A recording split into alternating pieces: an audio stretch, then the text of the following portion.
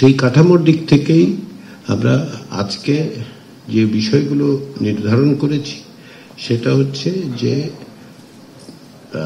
সংবিধানের ৭০ অনুচ্ছেদ, নিম্নকক্ষে নারী আসন, স্থায়ী যে কমিটি সমূহ এবং নারী আসনের তত্ত্বাবধায়ক সরকারের ক্ষেত্রে তার মেয়াদ এবং তার কার্যপরিধির একটি অংশ, এগুলি নিয়ে আমরা আজকে কথা বলবো একটা বিষয় ধরে। এবং সেই বিষয়ে আমরা কাঠামোগত দিক থেকে হচ্ছে যে মূল প্রস্তাবটা কি ছিল, সংবিধান সংস্কার কমিশন বা নির্বাচন সংস্কার কমিশনের পক্ষ থেকে একটা মূল প্রস্তাব তো ছিল, সুপারিশ, কিন্তু আলোচনার মধ্যে দিয়ে পরিবর্তিত হয়েছে। সেটাও আমরা অবহিত হব যে পরিবর্তনগুলো কি দাঁড়িয়েছে এবং তার ভিত্তিতেই আমরা সিদ্ধান্ত নিতে পারব।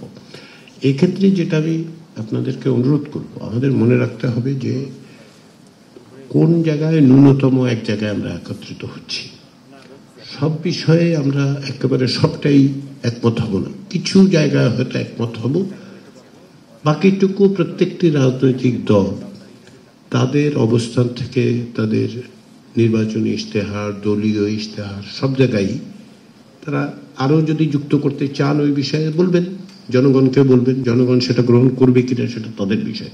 তো যে জায়গায় আমরা সকলে অন্তত পক্ষে ন্যূনতম জায়গাগুলিতে আসতে পারলাম, সেগুলো যেন আমরা রক্ষা করতে পারি আর কি, সেগুলো যেন আমরা সনদে অন্তর্ভুক্ত করতে পারি, সেই বিবেচনার থেকে সেইভাবেই আমরা অগ্রসর হব।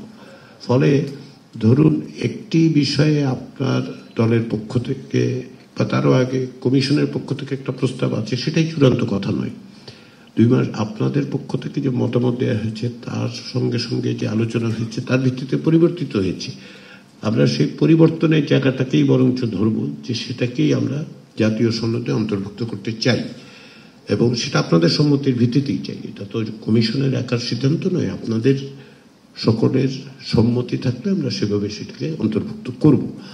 তো এবং সেইটুকু আমরা অর্জন করতে চাই আগামী যেই এই পর্যায়ের আলোচনা সেটাতে। ঢালাইয়ের সেরা প্রিমিয়ার সিমেন্ট। আর যেহেতু ঈদের একটা বড় ছুটি আছে, আজকে আমরা শুরু করছি, পরবর্তী বৈঠকগুলো আমরা ঈদের পরে করব।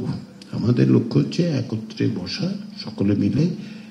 তো ঈদের আগে, সরকারি ছুটির আগে মাত্র একটি দিন আছে, আমাদের অনেকেরই প্রস্তুতির ব্যাপার আছে ঈদের, সেই কারণে আর আমরা আগামীকাল বৈঠকের ব্যবস্থা করিনি, কারণ অনেকের বিভিন্ন রকম প্রস্তুতি থাকে ঈদকে কেন্দ্র করে। কেউ কেউ মানে বাইরেও বাড়িতে ফিরতে চান, সেই সমস্ত বিষয় আছে।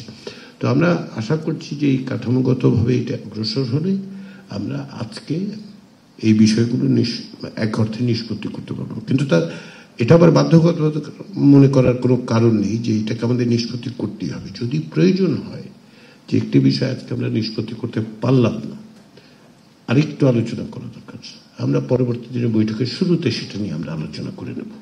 অন্যান্য বিষয় থাকবে কিন্তু শুরুতে এটা আমরা সকলেই জানি যে আমাদের তো মানে এইগুলির বিষয়ে এক জায়গায় আসতে হবে, সেটা গ্রহণ করি না গ্রহণ করি যে কোনো একটা এক জায়গায় আসতে হবে, না হলে আমরা সনদে সেটা যুক্ত করতে পারছি না। তো সেই বিবেচনাটা রেখেই আমরা আজকে যে 4টি বিষয় নিয়ে আলোচনা করতে চাচ্ছি সেই আলোচনাগুলো আমরা শুরু করতে পারবো।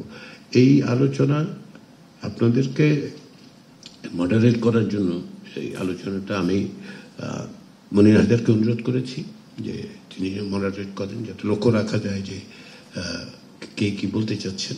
আমাদের এখানে নোট টেকাররা আছেন, তারা কি বক্তব্য সেগুলো নোট নিচ্ছেন।